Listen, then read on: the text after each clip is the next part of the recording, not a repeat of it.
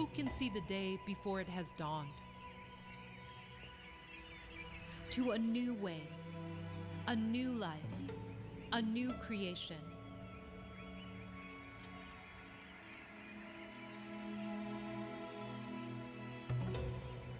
Who can wake from the uncertainty of night stronger than every terror, wound, and fear?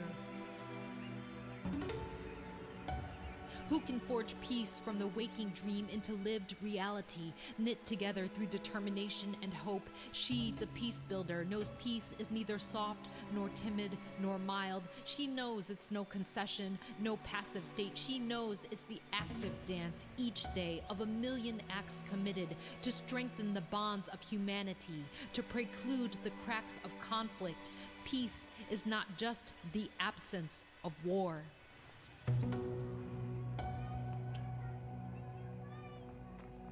After soil has swallowed secrets of blood and scattered bones, after footprints have been the only foundation for millions on the margins of nation, after camera crews have left and decades of questions unfold, she, the peace builder, readies her tools.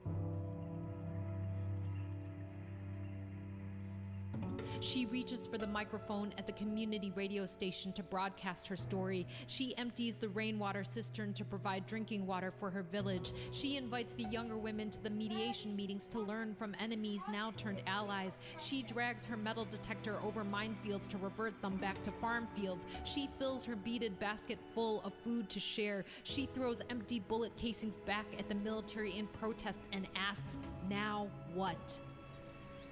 She, the peace builder, who believes more than anyone in life, who sows each nascent possibility,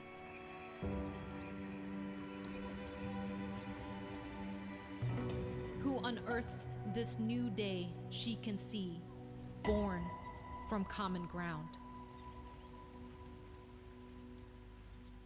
The CEO of Search for Common Ground, Shamal Idris.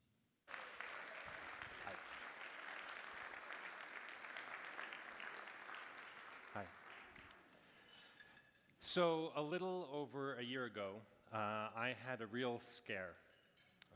After more than 5 years without visiting a single doctor, I finally gave in to my wife's pleading, and I went for my first cardiac stress test, where you run on a treadmill and they stick a bunch of wires on your chest.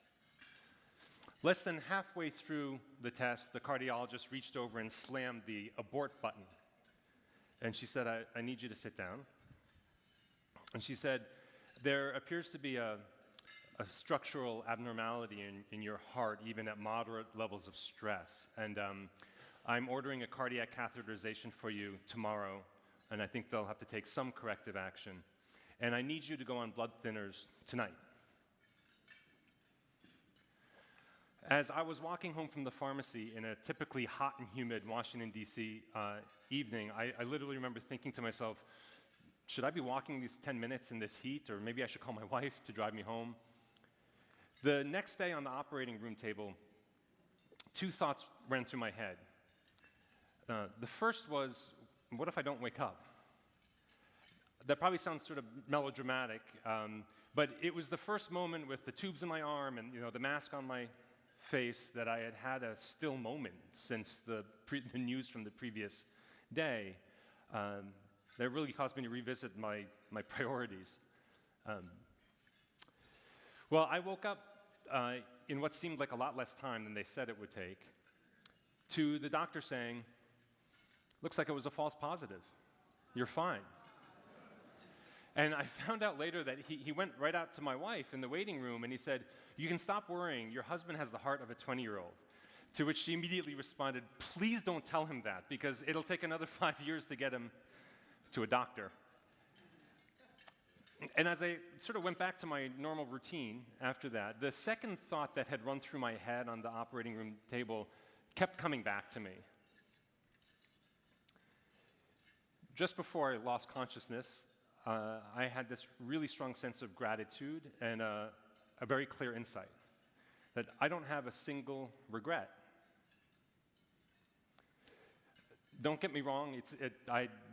I did then, and I do now, really hope and plan to have a lot more years with my wife and my kids. I'd like to do some more skiing. I'd really like to see the Yankees win the World Series again. That's all right, yeah. Red Sox fans are welcome as well at peace building evenings, and only then.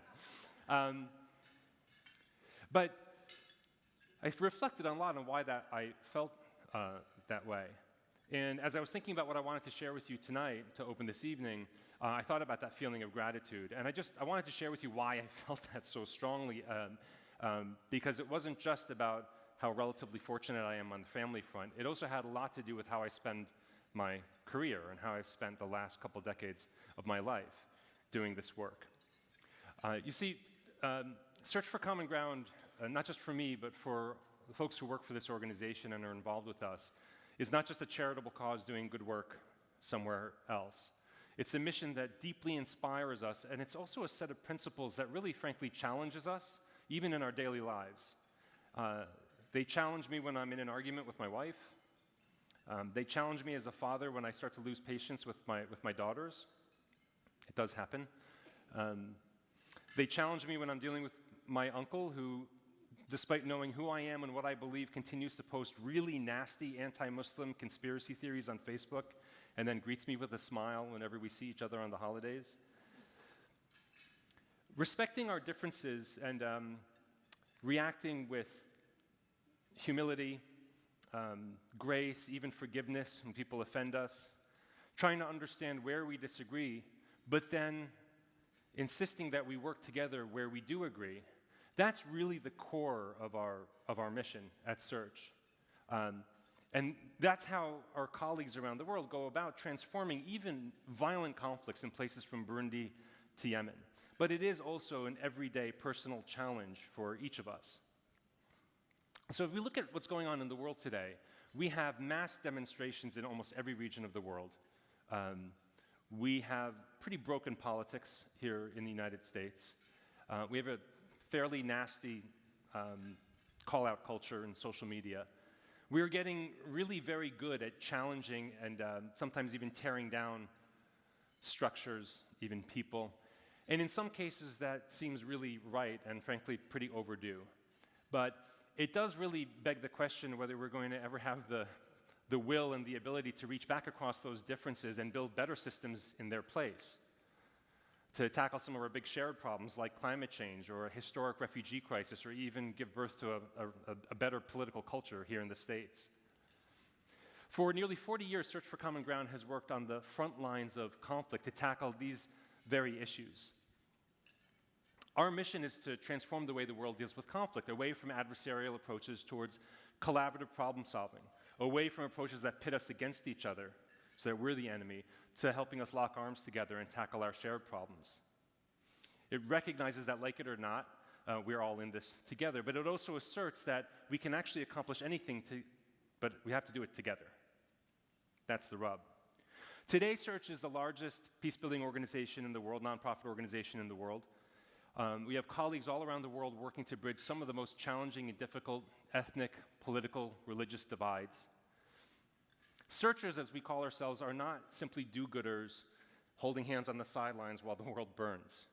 On the contrary, my colleagues are frontline activists who, when they see conflicts wade neck-deep into it, start to get people cooperating across their dividing lines so they can solve their shared problems. And in the process, build some of that mutual respect and trust that, frankly, is the foundation of any healthy society. And I think whether you live in New York or New Delhi or Los Angeles or Lagos, one of the great privileges in life is to spend your time doing something that both makes you a better person, challenges you to be a better person, but also can have a really profound impact on the world around you. And fundamentally, this is how our methodology, the Common Ground approach, succeeds. It transforms individuals who are at odds with one another, and then they work together to shift the world around them. And I think, and I suspect that it's this sort of through line from really personal meaning to global impact that is at the root of why I felt so at peace when I was lying on the operating table that day. Either that or the sedatives.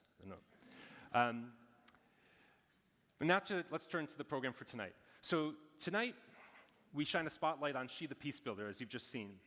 This is our year-long campaign to highlight women peacebuilders. And if any of us are really serious about tearing down the old systems that don't work, but also giving rise to new systems that work better, women's leadership will be the critical missing ingredient that needs to be included in that new system. According to the Council on Foreign Relations, peace processes that involve women in leadership positions are 35% more likely to last for at least 15 years. Countries with smaller gender gaps in their leadership have much higher levels of trust in the government among their populations and much stronger social safety nets. Our experience at Search for Common Ground completely resonates with that data and those studies. We are seeing on the front lines of conflict a whole new quality and character of leadership as women are taking new positions of leadership of all different kinds, some of which you'll see reflected in the stories tonight. And so, tonight, we celebrate this trend and seek to amplify stories of courageous women peacebuilders. And with that, I'm excited to invite to the stage one of my favorite peacebuilders, Lena Slackmilder. So I've known Lena for more than 2 decades. She left college as a young activist to join the anti-apartheid movement in South Africa. And from that moment until today, Lena has encouraged, challenged, directly trained or simply inspired more people to take up the mantle of peace building in more countries than anyone that I know. If you're ever stuck at a checkpoint or at a political boundary that somebody's not letting you through, I really encourage you to drop Lena's name because I'm certain she's crossed it, and I'm pretty sure she's made lifelong friendships on both sides who could really help you out. So with that, Lena, it's my privilege. Lena Slackmilder, our Senior Vice President for Programs at Search for Common Ground. Thank you, Shamil, and welcome all of you. So wonderful to be here. So my first job 18 years ago at Search for Common Ground was in Burundi. I was leading 25 Hutu and Tutsi journalists. We were producing 100 radio programs every month. Now, the war was not over. There was still active combat. And this was by far not the most recent war. There had been cycles of violence since Burundi had achieved its independence in 1960. I remember when I was there was a survey that showed that 9 out of 10 Burundians had lost a member of their family during these cycles of violence. So every day I was humbled by my colleagues. Each of them had suffered loss. And yet they showed up every day saying, because I was a victim, because of everything I've lost, I don't want that for anyone else. And we also saw that at that moment, of course, women had suffered through the violence, but through the programs of Search, they were able to step from being a victim to a place of being a survivor. And with that strength, they were able to reach across dividing lines and reweave this very broken fabric of society. In the early 2000s, the peace process took root. We began to see over the next 15 years elections, free speech, growing trust across the dividing lines. But a few years ago, the country hit again political obstacles, and communities again felt themselves being torn apart. So the team of searchers, including our lovely colleague Floride, who's here in the room with us today, we asked the question, how might we prevent yet another cycle of violence? Who is it that can keep these communities together? And the answer was women. Women peace builders who had the potential to inspire yet another generation of women peace builders. And you know, when you think about it, that kind of change of people helping other people to change is what we experience a lot in our lives, right? You might think, if you're a parent, about how you help your daughter to face choices and understand what avenues are open to her. Or you may even remember a situation when you yourself felt troubled, like feeling challenged to overcome an obstacle, and there was that friend who said, I see greatness in you, I believe in you, and helped you to be able to overcome that. So we took that idea, that simple idea of people changing people, we created a mentorship program. We didn't just train the women in peace building and leadership and the workshops, but we created the mentor-mentee relationships across those very dividing lines that were being pulled apart, across ethnic dividing lines, across generational dividing lines, across socioeconomic dividing lines. And what we saw was amazing. The mentees and the mentors were transformed. People like Adele Quizera, who's actually from the Twa ethnic group, a group that's been marginalized for hundreds of years by the Hutus and Tutsis. She was mentoring Hutu and Tutsi women, some of whom had actually never experienced a friendship and that kind of relationship with a Twa woman. And Adele, her sense of confidence grew so much that she's even running for local election in the coming elections in 2020. And when I see this kind of work, for me, that's what transformation really is. It's that sense of the reigniting of that sense of self, the new relationships, the new possibilities that open. Peace builders building other people, heroes inspiring other people. So let's take a moment and hear more about all of this from Adele and the other courageous woman from Burundi.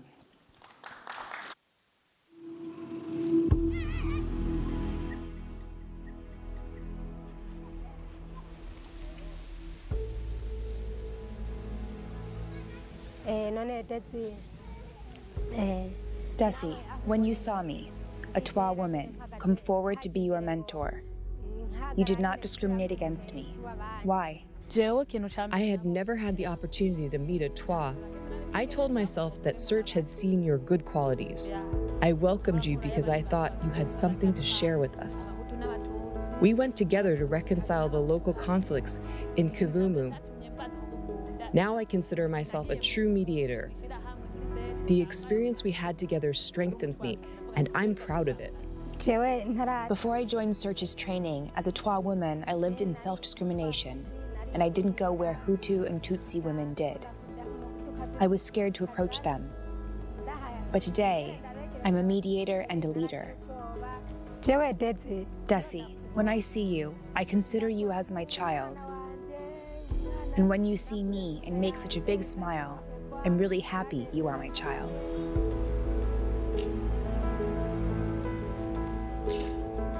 tukagira ingufu muri quartier tukagira ico tumaze nk'ubuye batuzi ego nzogusubirira cyane gose n'umwana wanje nawe nyene azokurira mu iyo ndero je nzoba ngiyemo azokura ndamwigisha ivyo nyene ntibujya harabavye kandi ugacubanguka ico nico ndakwemerera mbere ndibaza ntazoja muri ivyo ngasamara bashura kuze rero kunyizeza ego I feel stronger when I remember what I did in this training.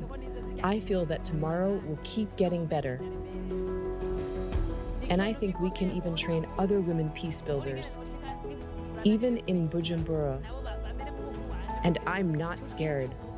I am a woman of today, and you, my child, are a woman of tomorrow.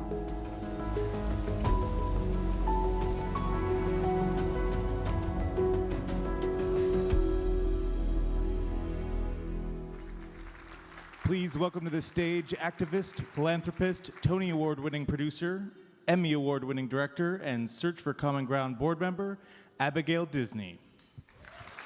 Hey, everybody. So I'm also a proud board member at Search for Common Ground now for many years. And you need to know, first of all, Shamal's a very sneaky man. Because when he asked me to come up here and speak, he did not tell me this was going to be Oprah style. So I apologize for the cheat sheet, and I apologize for I'll probably get dizzy and fall over at some point. I'll do my best. So every day there are thousands of women you've never heard of and never will hear of who change the world.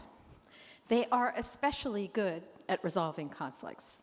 People don't come in from the outside and fix conflicts, and Search knows that. People don't come in from the outside and fix people. But what you can do is come in from the outside and help people remember who they are. And when people remember who they are, they become a better version of themselves. One of the reasons women are profoundly good peacemakers is because the vast majority of people, the first words, the first voice they know is the voice of a woman. Not everybody, but almost everybody. And that voice is the one that says, I love you. I will keep you safe. I will take care of you. We will take care of each other. Don't hit. Share your toys. These are incredibly important lessons. When I spoke to one of the warlords in Liberia about why one woman standing up against them and threatening to strip naked would bring the Liberian peace talks to a crashing stop and cause everyone to change their perspective, he looked at me like I was a little bit stupid and said, well, because they were our mothers. You would have to ask yourself what would cause your mother to do something like that. And I have to say, that was him remembering who he was, a warlord in Liberia. What I could see when I started to go out into the world and meet women peace builders is the one unacceptable fact of this situation is that we don't know who they are. They don't know who they are. They don't see themselves anywhere. Time after time after time, we don't see them, we don't remember them. And that's why Search works inside of media so adeptly, because there is a magic that's unleashed when people show themselves to each other, when they become visible to themselves and to each other. They begin to take each other far more seriously, and they begin to understand the potential of women peace builders. So this is where I turn to the part where I put on my old lady glasses.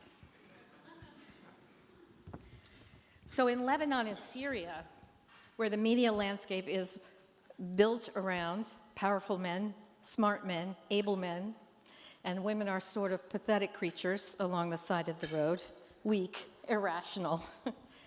Sorry, I'm laughing.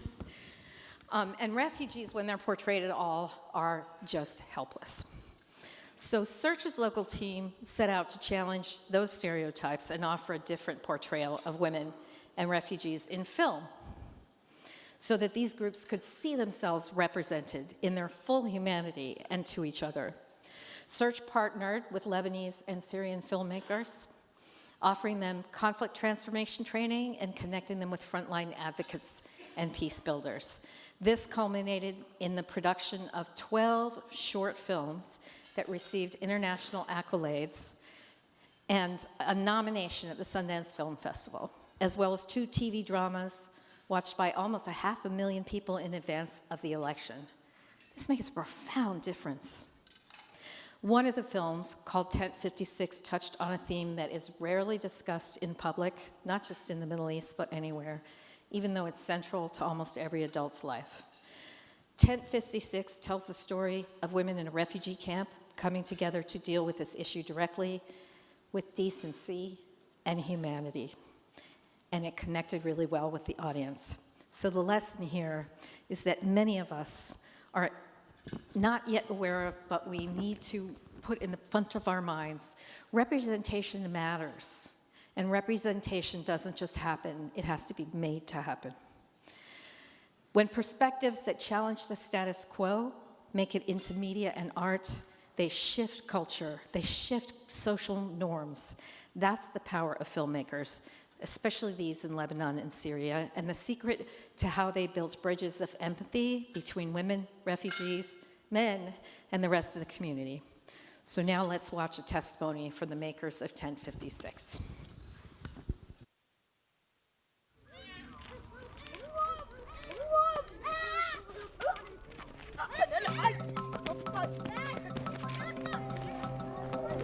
Where did you get the idea for the film Tent 56? Okay, in my opinion, if we want to speak about people's issues, we should be living with them at the heart of reality, where they take place. We filmed in a real tent among real refugees. We filmed in winter. The circumstances were very harsh. It was extremely cold. The conditions of the camp were very difficult. I imagine any person coming to this place would automatically feel very sad and wish that the situation would end as soon as possible.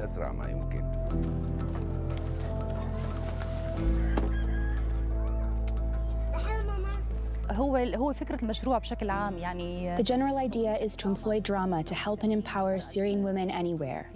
That is what encouraged me to make this type of film. فكرة الفيلم The idea came to my mind when I worked in the shelters of Damascus. الإيواء بدمشق المشكلة هي كانت The issue was intimacy and the difficulty for married couples to relax and have special time together. Sometimes it was very crowded, so that 2 or 3 families had to share one room. And they were asking and insisting for a solution to this problem. إنه تنحل مشكلتهم هاي. بالنسبة لنا نحن الفيلم كان بيحكي عن The film talked about a social need and a humanitarian need, a special need. We didn't come to talk about domestic violence and hunger and oppression. We came to address something rarely talked about in the Arab world. جينا لنحكي على شيء نذر ما ينحكى عنه بالعالم العربي طريقة. We attempted to do this in a humane way, which would touch every woman and every person in this society. مرأة وكل شخص بهذا المجتمع. يمكن أحياناً بيشوفوها الرجال أكثر من النساء نفسهم. The film's main character has a shy personality. She is suffering from a big problem, which is the lack of intimacy with her husband. She needs to make love with her husband in a place that suits her human needs, to relax and be tranquil, to feel like she is a human being. سجلتي دورنا. وسجل دور للكل بس إلنا. الحقيقة فيلم خمس. In truth, the film 1056 has a collection of messages directed towards many different groups. I mean, you will find messages for women, and messages for children, and even messages for men in the Middle East. Of course, I encourage any woman or man, if they feel like they're having an issue, to talk about it. It's absolutely important to talk about anything that concerns them.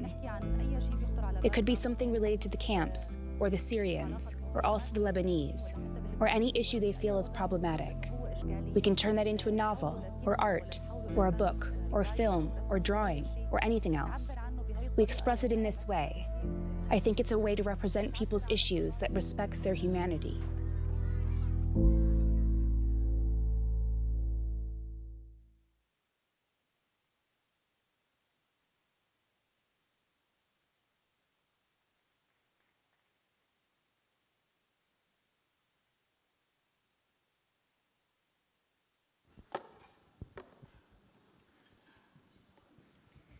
Hi, my name is Anne, and I'm on the Philanthropy and Global Communications team.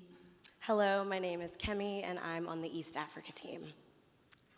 As young Black women in America from immigrant backgrounds, there are lots of spaces that we don't feel comfortable or welcome in.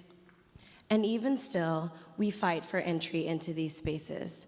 And for those who feel the way that we do, activism presents itself as an effective medium through which we demand our inclusion and meaningful participation. And Kemi, we've talked about this before, but trying to find common ground in our activism can be incredibly challenging, especially when it feels like we're being asked to shift and adjust our views to make room for views that we don't agree with. But what we're seeing from our work at Search, hearing the stories from so many brave activists from all around the world, is that finding common ground is something else. It means so much more. Finding common ground doesn't ask you to give up your beliefs and values. Instead, it challenges you to use those beliefs and values to find commonality with others. And that's what makes common ground such an effective tool for activism, especially when it's championed by people at the margins of society. Right, and that's exactly what happened in Sudan's nonviolent revolution. Earlier this year, there was an image of a woman named Ala Saleh circulating the news, and you may have seen it, but she was standing on the roof of a car, clad in white, and she was leading the people in a chant. It's no surprise that it's no surprise that the symbol of the nonviolent movement in Sudan is a woman.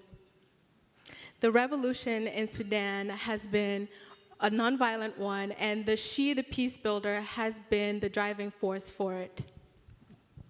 Sudan is an incredibly diverse country, and so are the people driving about its change. This revolutionary moment is a culmination of efforts led by people from all walks of life. students, teachers, artists, doctors, and merchants. And were they all the same? No. They belonged to different ethnic groups, they professed different faiths, and they spoke different dialects. In the past, these differences have sparked violent tensions. In particular, violent clashes between Arab and non-Arab Sudanese has destabilized Sudan for decades and led to human rights violations. The men and women of this revolution crossed long-standing, painful divides. They found common ground and common purpose in wanting a new era of democracy for their country. They showed real audacity in their belief and their fight for equality, audacity in their resolve to build a better future for their country. They transcended these lines that they had been conditioned to observe and really challenged this notion that difference equals incompatibility. They showed the whole world and myself that finding common ground matters, that each and every one of our voices matters too. Individually, they are responsible for small acts of courage, from painting murals, showing messages of hope and solidarity, to feeding protesters, organizing sit-ins and dialogues, and even de-escalating tensions between security forces. And collectively, they made history and brought about systemic change for their entire country. And tonight, we're fortunate enough to have here with us our Sudan Country Director, Antizar Abdel Sadiq. Antizar, please join us. Let's give her a round of applause.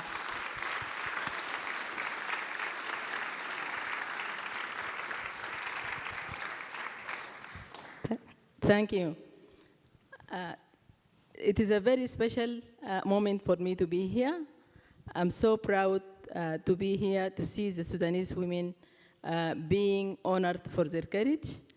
As an activist and as a peace builder myself, I feel so proud of my sisters and daughters for making the change in Sudan very peacefully and for creating a vision for a peaceful and democratic Sudan. Thank you so much for honoring us tonight. And I feel also proud of you, my fellow searchers, colleagues at Search for Common Ground. Thanks.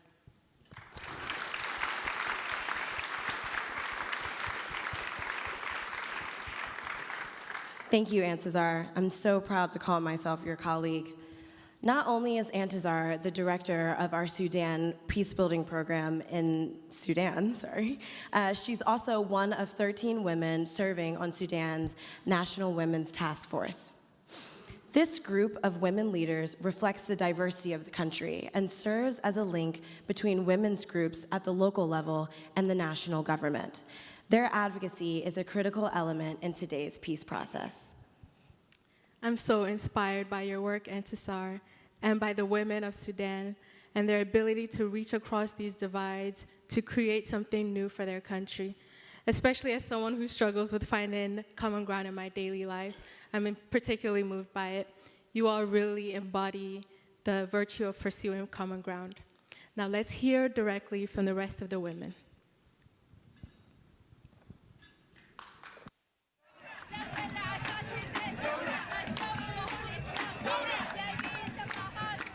مفطومة بين نيلين تكبر وتبقى أميرة.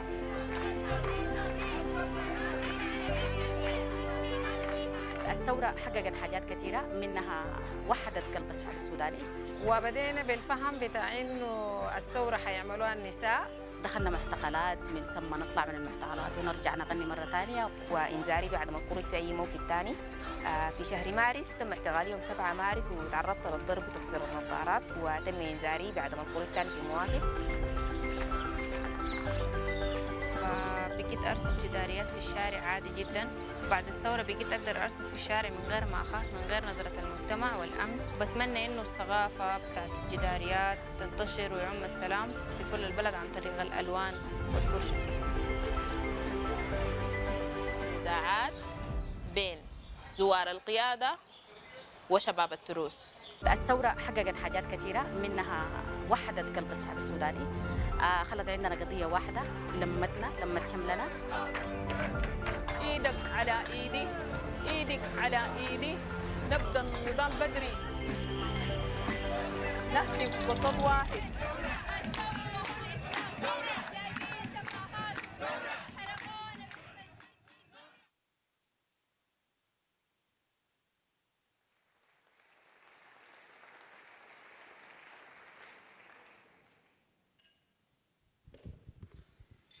So as you think about those stories, I just want to first thank three groups of people that made this evening possible and that make this work possible.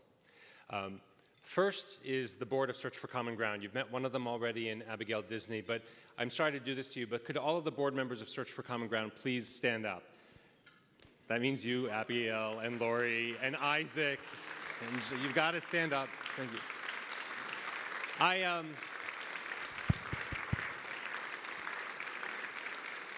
I talk to other chief executives all the time, and honestly, about half of them complain about their boards. I really love my board. I don't know if they love me, but I love my board. I also want to really recognize the staff of Search for Common Ground, not only Entisar and Florid from Burundi and the frontline peace builders in this room, but all of the staff who make that work possible. So I'd like all of the staff here, and we're also live streaming this, and I know a number of our teams have organized watch parties, some of them in the middle of the night, and I would really like them to hear the applause of people in this room for the work that they're doing. So everybody stand up, including those of you watching abroad.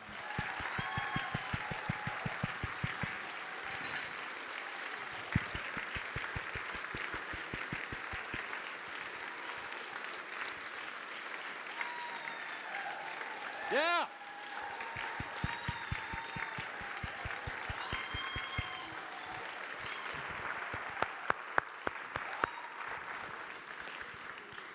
It is the most humbling privilege to get to stand on stages like this and represent those people, I have to tell you.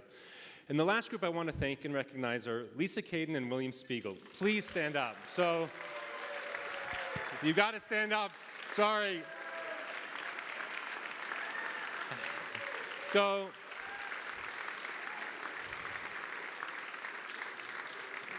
Lisa and William only found out about our organization, well, less than a year ago. And you jumped in with both feet, all 4 feet, actually. And as we just saw, there are a number of people who are only here tonight because of you. And I really want to thank you from the bottom of my heart for what you've done for us. Thank you.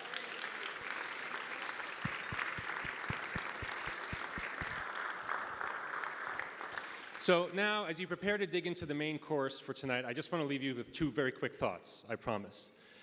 Because the next time we hold this event, we will be within days of the next US presidential election. And in that context, the idea of searching for, let alone building upon common ground, is going to feel like, for a lot of people, a fool's errand, and for others, maybe even a violation of your principles. Right now, there are a lot of people who are feeling that now is the time to fight. And so the 2 thoughts I want to leave you with, and these are really drawn from this nearly 40 years now of work on the front lines of conflict, are this. The first is that there is virtue in seeking common ground. It is not the same thing as compromise. It's not the abandonment of justice in favor of civility. On the contrary, it's a morally bold strategy that is rooted in justice and dignity. And it starts, quite simply, with just refusing to reduce your opponent to their most objectionable stance or action. And the second thought is that there's also real power in seeking common ground. Put simply, it works. It produces more lasting and more sustainable change because it builds community and trust at the same time as it drives systemic change. And that's very powerful. In short, searching for common ground is where the honorable thing to do meets the effective thing to do. And that's a pretty powerful thing. So, and now I think the most effective thing to do is for me to stop talking and for you to enjoy your food. So with that, I invite you to enjoy the food of Eat Off Beat. Eat Off Beat is a New York-based company. Hold the applause, but you're going to want to applaud when I'm done. They're a New York-based company of talented chefs, every one of whom is a refugee, and who cooks family recipes from their home countries, and we're thrilled to support them tonight. Bon appetit.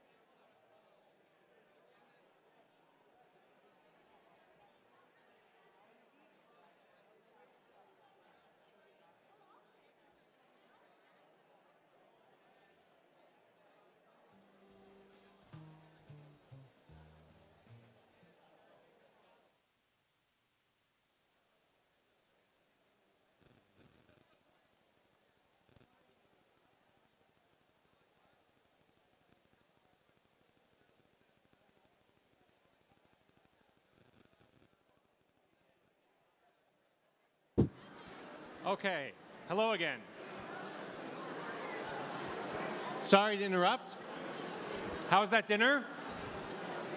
Pretty great? Yeah. I'm really looking forward to the dessert, which I know is going to be good because we tried them all. So, sorry to bring it forward. I'm sorry to interrupt your conversations, but we're moving to the final part of the night. Now for the presentation of the 2019 Common Ground Award. A few years ago, our team in South Sudan was faced with a real challenge. In a country with really endemic police corruption, they were trying to figure out how could you start to rebuild trust. Now, in this country here in the States, a lot of what people know about police and the judicial system comes from the popular TV show Law and Order and its 45,000 spin-offs. So the team took a cue from that and developed a radio drama called Sergeant Esther to dramatize the story of a policewoman facing down corruption in South Sudan. The show really took off, opening conversations and sowing seeds for reform.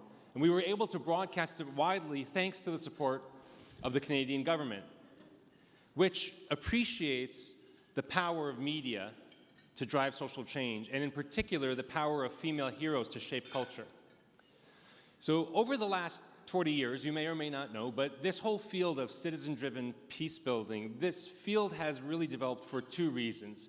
One is courageous frontline peace builders, some of whom you've met tonight or seen portrayed.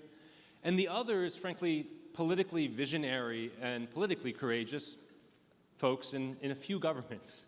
And that mantle of policy leadership has shifted over those 40 years, but there have been a few constants, including Canada. Now, in Search for Common Ground's case, across 42 grants, just one of which was for Sergeant Esther, the Canadian government has supported our work in 15 countries, which is an amazing commitment. And tonight we honor the people of Canada for a historic commitment to lifting the voice, particularly of women and girls, because the country has been enacting tangible policies to transform this principled approach into real and enduring change. In recent years, Canada adopted a feminist foreign policy. Canadian policymakers started by asking questions that we ask at Search. Are women fully at the table when decisions are being made in government, on boards, in the workplaces, at homes?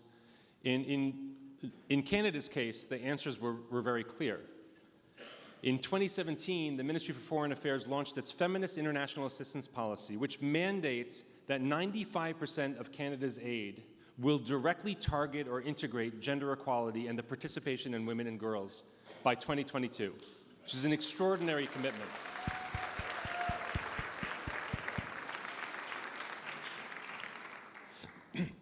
Last year, Canada made gender equality one of the major themes of its G7 presidency.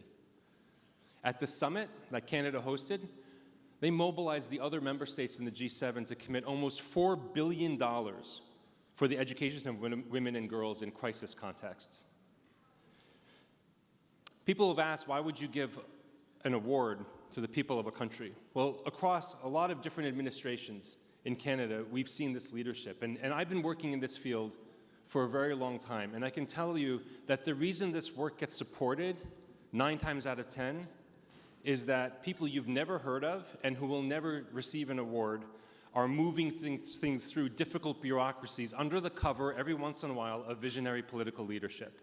And so we feel quite good about giving this award, and I'm particularly thrilled that we have with us, and honored to have with us, the Consul General of Canada here in New York, Phyllis Yaffe. It is my pleasure on behalf of Search for Common Ground's board, over 700 staff, and all of our partners around the world, to give the Common Ground Award for 2019 to the people of Canada and to have you accept it on their behalf. Madam Consul General.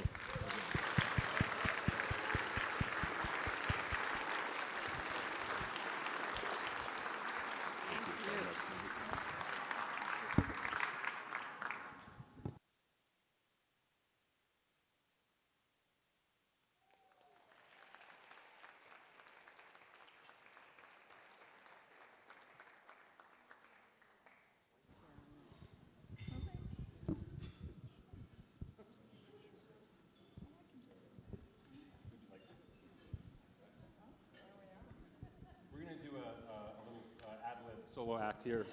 Moon River.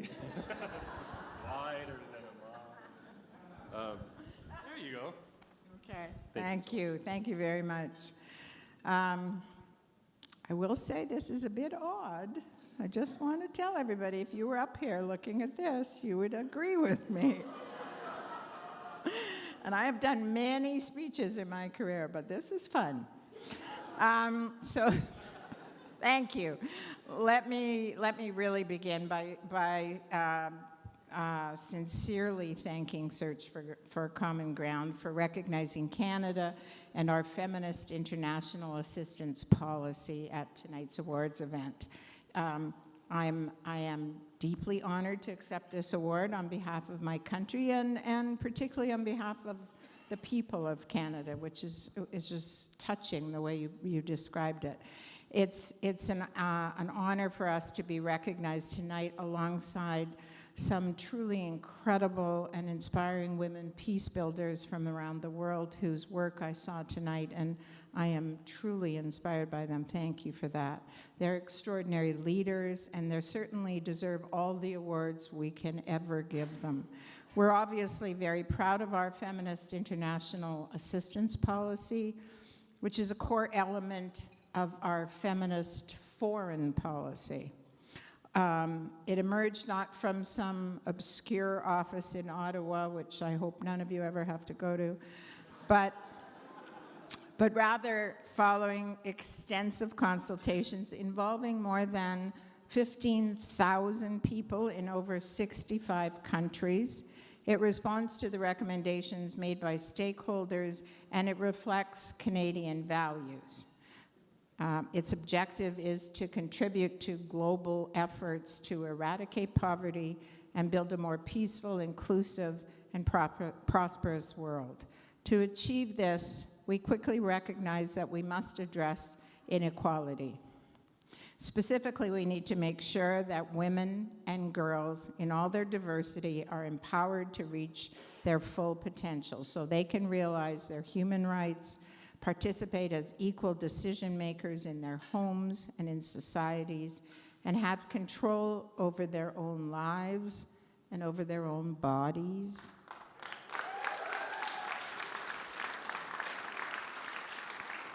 Do you know we don't have a law about abortion in Canada? We have no law. No law. Just saying. And equally contribute to and benefit from development and prosperity. We know that when women and girls are given equal opportunities to succeed, they can be powerful agents of change to improve the quality of life of their families, their communities, and their countries. We also need to recognize that the structures of power that perpetuate gender inequality and the exclusion of women and girls are the same ones that prevent those who are marginalized on grounds such as race or ethnicity, disability, sexual orientation, gender identity or expression, or socioeconomic status, for example, from realizing their human rights. For us, it was simple.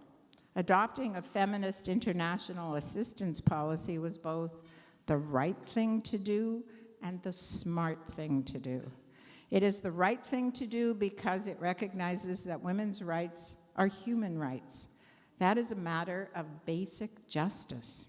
It also recognizes that women and girls are not a homogeneous group, and that some individuals may face additional barriers to the realization of their human rights based on intersecting and overlapping identity factors. We knew that this had to change both at home and abroad. Canada's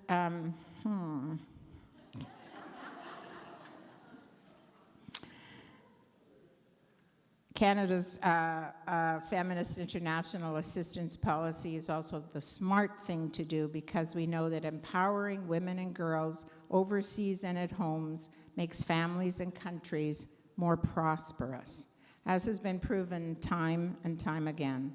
Promoting gender equality and empowering women and girls is necessary to achieve positive economic and social outcomes. Our work spans the full gamut of our international activities, from humanitarian action to addressing climate change and acting on peace and security issues. In all of these areas, we ensure that addressing gender equality and the empowerment of women and girls is integrated at the core of our action. I think there are no better examples as to why this work is important than hearing from the women peace builders we have heard here tonight, and the valuable work done by Search for Common Ground. We are incredibly proud of our partnership with Search for Common Ground. For example, we recently supported the training of peace ambassadors in North and Central Mali. 151 of the 360 were women who initiated peace initiatives to address these conflicts. Thanks to their efforts, communities have benefited from the resolution of local tensions and conflicts. In Lebanon, we are supporting an initiative that promotes inclusive and participatory governance in the north. Through this project, Search for Common Ground has developed tailored approaches to challenge gender norms in order to meaningfully engage women and girls in the project and in civic life.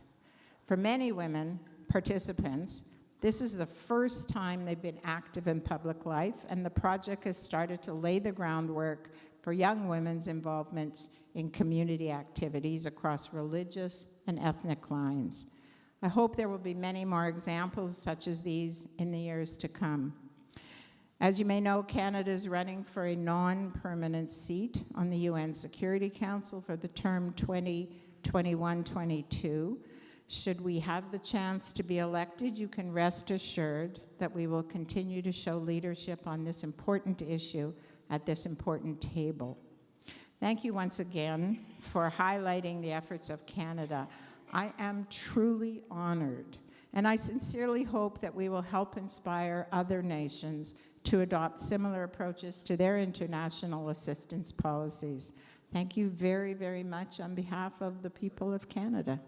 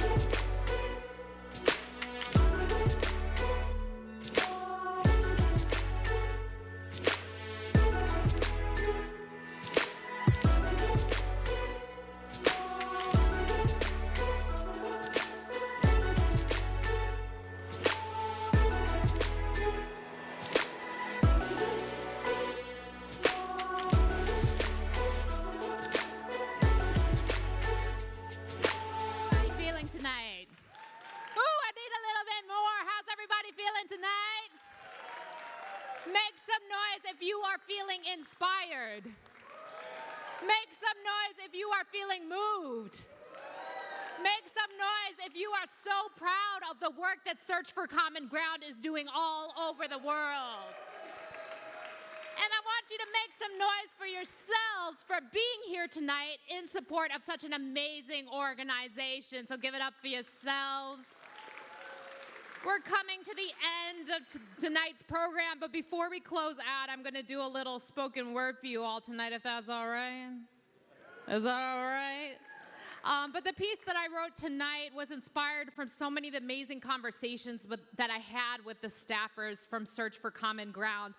And I don't know about you, but when I hear about all of these amazing women all around the world taking such huge risks, being so brave, being so visionary, and then I think about the kinds of actions and risks that we can take here, I realize sometimes I might be falling a little bit short. And sometimes it can be a little bit of a circuitous road to finding common ground. So this poem is a little bit about that. It's called The Divided Soul. I am currently in an argument with myself. Actually, all of myselves. Welcome to the coffee shop of my soul, where every person whom I have ever been sits, waiting, glaring, waiting for something to happen. The 24-year-old activist me with her hoop earrings and newly inked tattoos feels that churn in the pit of her stomach, that hardened knot soured by all those who told her that her voice didn't matter. She wants to take that knot and fling it into the face of whoever disagrees with her. She crossed her fists across her chest over a t-shirt that reads, "If you're not angry, you're not paying attention." While the 37-year-old spiritualist me sips green tea from a paper cup in her uniform of yoga clothes and no makeup. She doesn't cry or scream or fight in public or even private anymore, because some years, some losses took all of that out of her. She inhales deep, eyes the bold letters on that t-shirt, and whispers, "Anger is a secondary emotion. What you're feeling is pain. All people suffer, whether they speak it or not." While at the kids' table, the 5-year-old curious me clutches her crayons and sips her orange juice. She dives straight into the glossy black and white photos in her kid's biography of Dr. Martin Luther King Jr. On these pages, she sees this great man speak. Beside her waits an illustrated book of Nelson Mandela, his huge smile beaming from its cover, his hands outstretched in a human chain around the green earth beneath a rainbow sky. This child is watched by the 19-year-old suspicious me. She touches her carved wooden necklace on her chest, the one that she bought in Johannesburg after sitting with anti-apartheid activists on a grassy lawn. They called themselves the Lost Generation, unsure how to survive after conflict in times of peace. She scribbles maniacally in her notebook, looking around the cafe, wondering, who knows what I know now? Breezing past her is the 34-year-old professional artist me. She throws down her leather bag, kicks off her heels, and thumb types, "Why say fight the man when the man funds every arts program, political conference, and all the sandwiches anyway? Wouldn't it make more sense to just say, invite the man? Less sexy, but less disingenuous." She gets a text from a friend. "We knew how to protest under Bush, so we'll know how to protest under Trump." She starts, "He went from reality star to president. We went from protest to protest. Tweet me all you want, but don't we need new tactics?" Pause. She decides not to send. The 24-year-old activist me sees her and scoffs, "Sell out." The 34-year-old professional artist me looks up from her phone and says, "Excuse me?" The 19-year-old suspicious me says, "Neither of you are even scratching the surface at all." The 37-year-old spiritualist me says, "Oh, honey, if you only knew." The 5-year-old curious me starts crying. The floodgates go wide open. "Oh, you think you got all the answers, don't you? It's because of people like you that things are so messed up. You know, none of you are even worth talking to anyway. You want to live my life for me? Well, then go right ahead." The doors of the coffee shop fly open. In walks the 41-year-old self-conscious me that I am today. She's gone back to wearing her hoodies and sneakers and hoop earrings because after a decade of trying, she realizes that there are no real adults on planet Earth anyway. No supreme wisdom passed down. No absolute truths revealed. She holds up both her hands. "Ladies, ladies, ladies, please, everybody, take a breath." She smiles, hoping this will buy her time. How does she say this? That every morning she looks in the mirror and wonders if all the people that she's been can be seen on her skin. How many more people will she become? The saying goes that if you're a conservative at 20, you have no heart. If you're a liberal at 40, you have no head. She doesn't know about that, but she can feel her heart in her chest and her head on her shoulders, and she knows that she doesn't want to be a divided soul. Who doesn't have a sense of disbelief about their own life? She's seen the dominatrix artist turn to conservative mom. She's seen the gang leader transformed to social worker. She's seen the finance executive, now meditation guru, the homophobic father who came out as gay, the radical who became conservative, the billionaire who became socialist, the rich to the poor to the poor to the rich, the healthy to the sick, the weak to the strong, the adversary to the friend, the stranger to the lover, back to the stranger again. Who exactly is fighting with whom? And why? When battles so viciously pursued end, and victory still cedes no answers. When relationships are deemed as futile and disposable as a button's click, when voices are heard because they're loudest, when solutions are chosen because they're fastest, how can we live? Anonymous to our own hearts, unable to shout the dead back to life. We cannot batter the world into agreement with itself, fragmenting peace with our shut eyes, ears, and souls. In the coffee shop, the 41-year-old self-conscious me feels her palms sweat. She looks each self in the eye, knowing that each of them are as real and relevant as she is today. She clasps her hands together and says, "Okay, looks like we've got a lot of work to do. Who wants to start?" Thank you all so much.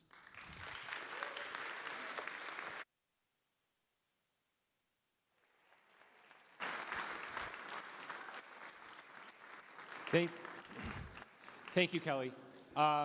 There are more ways to get involved with this organization now and in 2020 than at any point in our nearly 40-year history. So, my last plea to you tonight is pull out these cards that you see in your programs, count me in on one side, let's keep in touch on the other side. Complete your card, let us know whether and how you want to get connected with us. Enjoy the interactive desserts, and have a great night. Thank you.